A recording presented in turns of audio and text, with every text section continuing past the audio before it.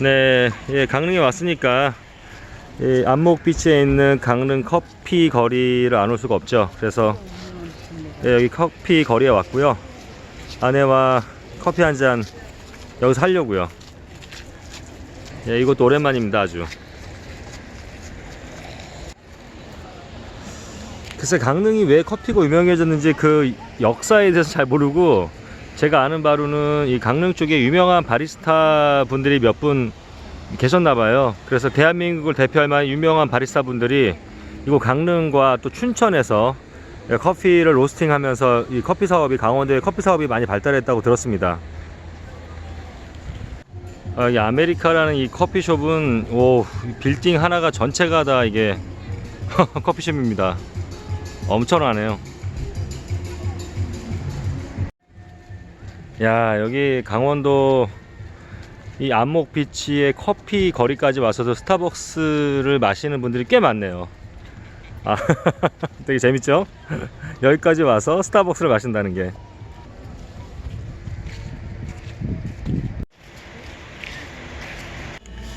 나름 분위기 좋은 커피숍을 한 군데 골라서 지금 들어왔어요.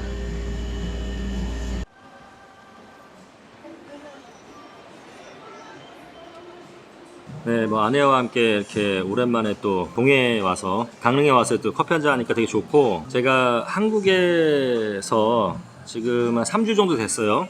아마 일주일에서 2주일 뒤에는 제가 다시 이제 일본으로 돌아갈 건데, 제가 느끼는 게 있어요. 한국이 굉장히 잘 사는 나라거든요. 세계 경제 대국의 12위, 11위, 이제 그 10위권을 눈앞에 두고 있죠. 되게 잘 사는 나라이고, 제가 봤을 때는 굉장히 복지 시설도 잘 돼 있고, 사회 인프라도 좋고, 그리고 또 치안도 좋고, 의료라든지 이런 복지 시스템도 되게 잘 돼 있고, 뭐 좋은 점이 되게 많은데, 한국 분들이, 제가 이제 해외에 살지 이제 20년, 횟수로 21년 차 되고 있지만, 예를 들어서 뭐 20년 전 제가 처음에 한국 떠났을 때, 그리고 또 뭐 15년 전, 10년 전, 5년 전 지금 비교해보면 굉장히들 그 여유들이 없는 것 같아요. 그러니까 뭐냐면, 그러니까 경제적으로 물질적인 여유는 분명히 더 있어요. 더 있는데, 정말 우리 어렸을 때는 사실 먹고 살기가 힘들었잖아요. 먹고 살기도 힘들고, 또 환경 자체도 굉장히 열악했었고, 여러 가지가 부족했던 것 같아요. 제 기억엔. 그런데 분명히 환경은 더 좋아지는데 사람들의 마음은 점점 더 각박해져 가는 것 같아요.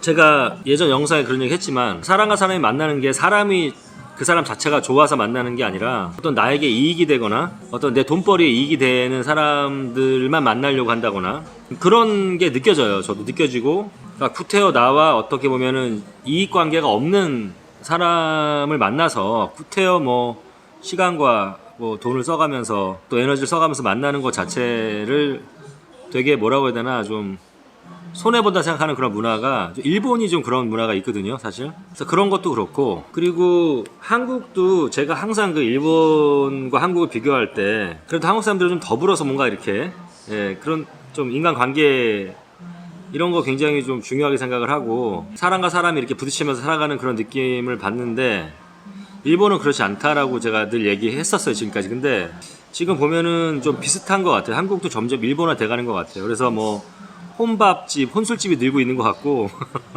진짜 혼자 가서 밥을 먹고, 혼자 술을 먹고, 혼자 커피를 마시고, 이런 게 사실 이제 제가 뭐 저도 아직 젊지만, 이제 뭐 제가 학생, 대학생 때나 이제 뭐 사회 초년생 때라든지, 어찌됐건 제가 일본에, 아니 해외에 나가기 전에는 사실 혼자서 밥을 먹고 이러면 좀, 제 친구도 없나, 예, 좀 약간 왕따 아닌가, 이런. 그리고 뭐 솔직히 심지어는 막 고깃집에서 혼자 삼겹살을 구워 먹고 이런 거 상상도 못 했는데, 한국은 지금 이제 점점 일본처럼 돼가는 것 같아서, 그런 게 바로 여유가 없는 거 아닌가. 이 여유가 없기 때문에 혼자 밥을 먹고 혼자 술을 먹고 혼자 즐기는 거거든요. 제가 봤을 때 그 부분도 분명히 있다고 봐요. 내 마음의 여유가 없고, 내가 어떻게 보면 경제적 여유가 없기 때문에 친구들이랑 같이 뭐 술 한잔 산다거나 밥 한 개 산다거나 뭐 이런 것들 뭐 얻어먹어도 부담되고, 사주는 것도 싫고, 이러다 보니까, 그리고 또 구태여 내가 이렇게 사람들과 만나서 뭔가 이런 어떤 관계를 맺어야 되나, 이런 생각들이 제가 봤을 땐 여유가 없는 데서 출발한다고 생각하거든요. 그래서 조금 한국에서 제가 느끼는 게, 그런 게 좀 많이 느껴지는 것 같아요.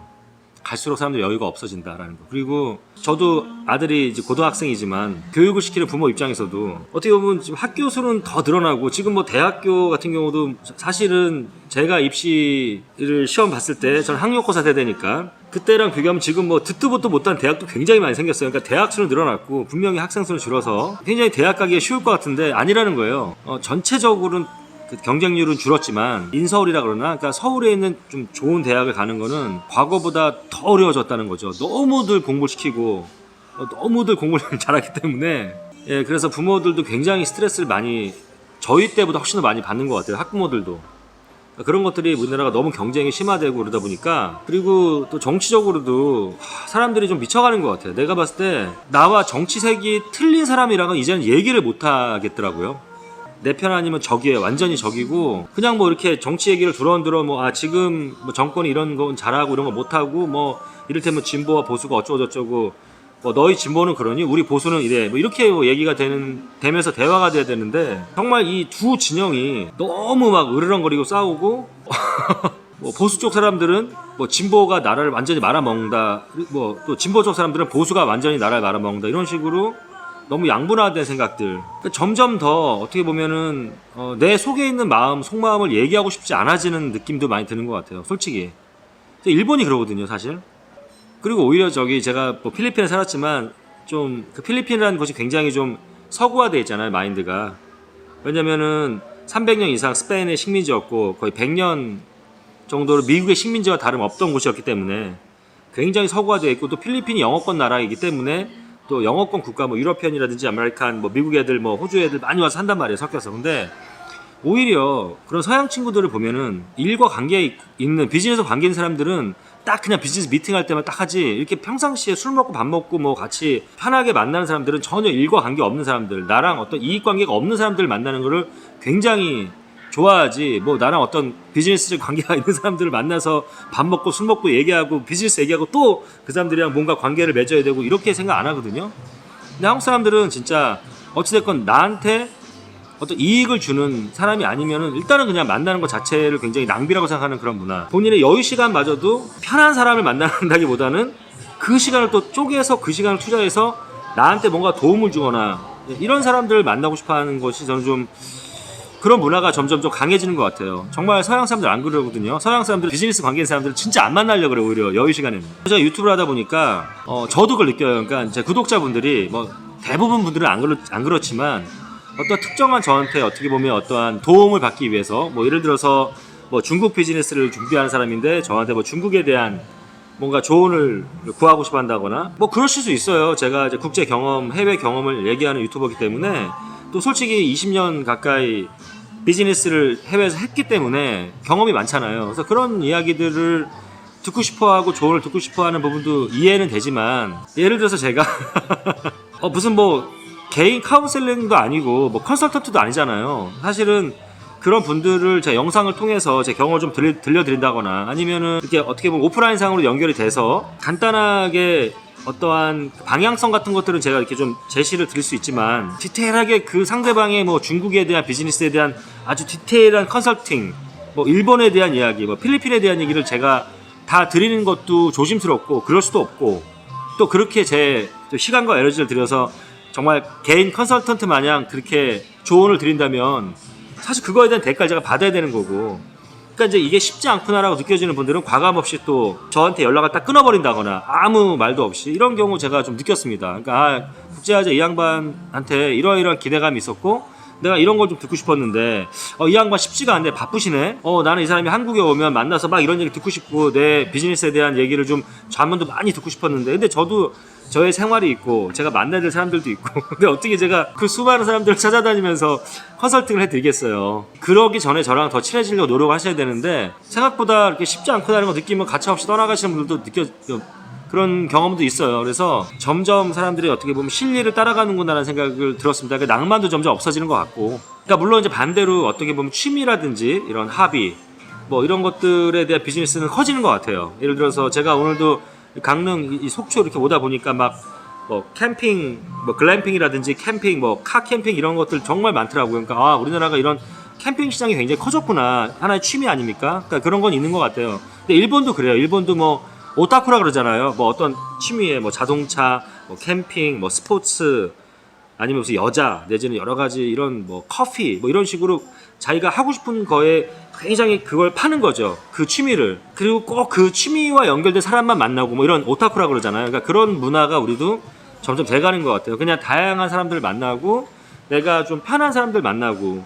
어떤 이익과 관계 없지만 옆에 있으면 좋은 사람 만나고 뭐 이런 문화는 점점 이렇게 희석되는 것 같더라고요. 그래서 좀 그런 게 좀 아쉬움이 많이 남습니다. 사실 한국 사람들이 되게 열심히 살고 굉장히 치열하게 살잖아요. 그렇게 노력하시고 대한민국 같은 경우 제가 봤을 때 왜 해외로 자꾸 나가는 사람이 많아지느냐, 저도 왜 해외로 나가라고 여러분께 기회가 닿으면 이렇게 자꾸 그렇게 조언을 하느냐. 사실은 한국에서는 돈 벌기가 굉장히 어려워요. 그러니까 잘하는 사람이 너무 많기 때문에, 너무 경쟁이 치열하기 때문에 정말 너무너무 잘해야 돈을 벌지만 해외 같은 경우는 여기보다는 경쟁이 덜 치열하거든요. 물론 그 해외 비즈니스 당연히 리스크가 있죠. 내 어떤 대한민국 사람이 대한민국을 떠나서 뭔가 비즈니스를 하고 삶을 살아간다는 게 되게 물론 리스크가 있지만 그래도 어찌됐건 한국만큼 치열하진 않다라는 거. 그러나 이제 물론 한국에서 감수해야 될 영역의 다른 영역의 어떤 리스크들을 테이킹해야 된다라는 어떤 부담감 분명히 있습니다만 아무튼 한국 사람들 여기는 되게 힘든 것 같아요. 뭔가 해서 잘해서 돈을 벌기가. 그 대신 반대로 또 비즈니스 환경은 되게 좋은 것 같아요. 정부에서 너무 지원금도 많고 제가 보니까 저도 몰랐는데 대한민국은 돈 없이도 뭐 사업할 수 있겠더라고요. 뭐 각종 그 지원금, 뭐 지자체 지원금, 또 사업하시는 창업 지원금, 뭐 융자 이런 게 너무 잘 돼 있어가지고 좀 아이디어만 조금만 좋으면 일단 사업을 한번 스타트 해보기에는 되게 또 좋다. 그리고 행정도 굉장히 단순하고 빠르고 이런 법인이나 회사를 만드는 이런 것들도 굉장히 많이 예전에 비해서 엄청 쉬워졌다고. 제 친구는 또 아는 동생은 20만 원 가지고 뭐 몇십만 원 가지고 법인을 만들었다 그러더라고요.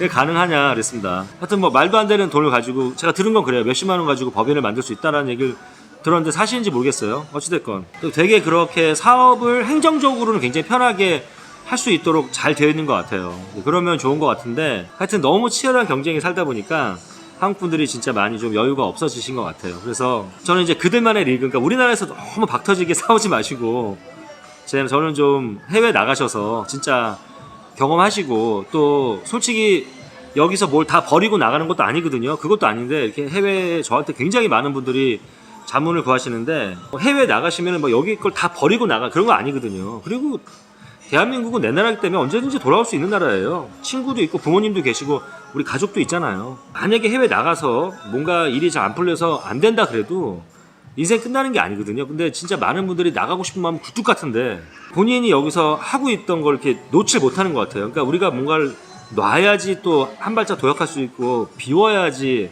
담을 수가 있는 건데 놓지 못하고 비우지 못하면서 그런 마음들이 계신 것 같더라고요. 항상 저는 그런 분들께 좀 비우고 놔라라고 얘기를 하시거든요. 말씀을 드리거든요. 강릉에 이 커피 거리에 와서 커피 한잔 하면서 와이프도 좀 아파가지고 사실 제가 원래는 이 유튜브 이번에 이제 강릉 여행기를 우리 아내랑 되게 재밌게 막 알콩달콩 우리 사는 모습 찍어서 올려드리려고 했는데 뭐 오늘 아침에 병원에서 아내가 너무 몸이 아파서 닌겔 맞고 막 그랬어요. 저희 아내도 좀 스트레스를 이번에 한국에서 많이 받은 것 같아요. 주제 없이 그냥 커피 한잔 마시면서 제가 그냥 한국에서 느꼈던 점 한 3주 있으면서 주저리 떠들어 봤습니다. 그냥 같이 생각할 수 있는 그런 시간이 됐으면 좋겠고요. 네, 국제아지였습니다. 감사합니다.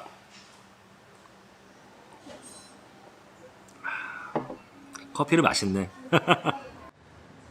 예, 이번에 한국에 와서 이게 또 여기 강릉까지 오게 됐고, 강릉의 안목해변 커피거리, 바다가 보이는 테라스에서 커피 한 잔을 마시니까 보라카이 생각도 더 많이 나고 제가 워낙 바다를 좋아하다 보니까, 그리고 커피도 훨씬 더 이 분위기 때문에 그런지 더 맛있는 것 같아요.